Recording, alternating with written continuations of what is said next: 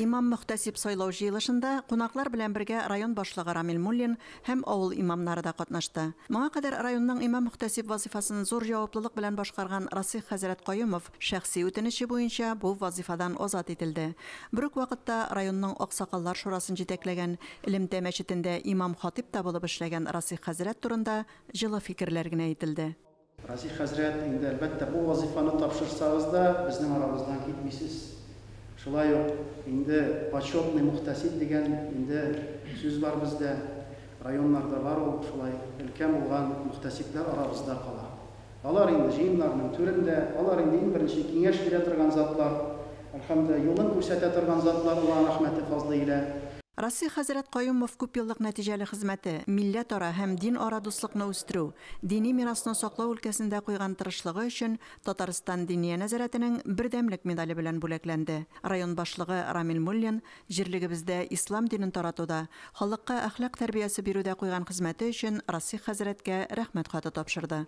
Мөслим районы имам мөхтәсибе вазифасына Татарстан Диния нәзарәте рәисе Камил хәзрәт Сәмигуллин тәкъдиме нигезендә ачык тавыш бирү юлы белән Илгиз хәзрәт Сунгатуллин сайланды. Ул Алабуга шәһәрендә туып үскән, Әлмәттә мәдрәсәдә, Казанда Россия Ислам университетында белем алган. Бүгенге көндә Болгар Ислам академиясының 3нче курсында укый. Яршаллыдагы Ихлас мәчетендә имам-хатип вазифасын башкарган. Илгиз хәзрәтнең региональ һәм Россия күләм фәнни конференцияларда актив катнашуында әйтергә кирәк.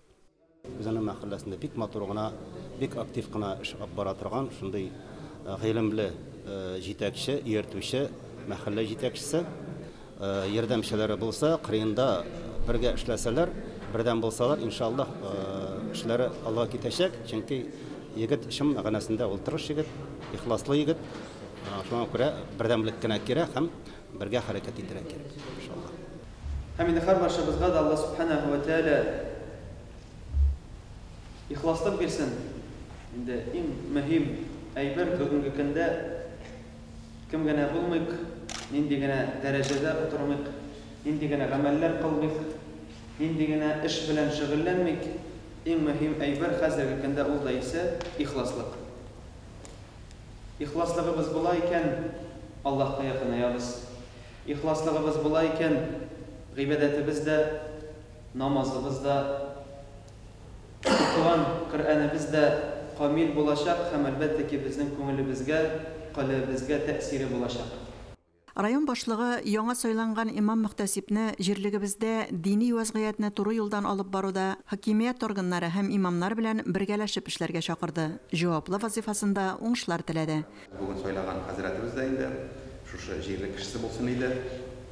Инде Алла тарафыннан насыйп итер, тормыш кылып шушында хезмәт итәргә, аиләсе белән шушы җирлеккә килеп, шушы җирлек кабул итеп, шушы җирлекне үзе кабул итеп, инде матур эшләп китсә, алхамдулилlah, бу нур үстенә нур булыр. Әлфинар Ногманова, Динар Минхажев, Мөслим телевидениесе.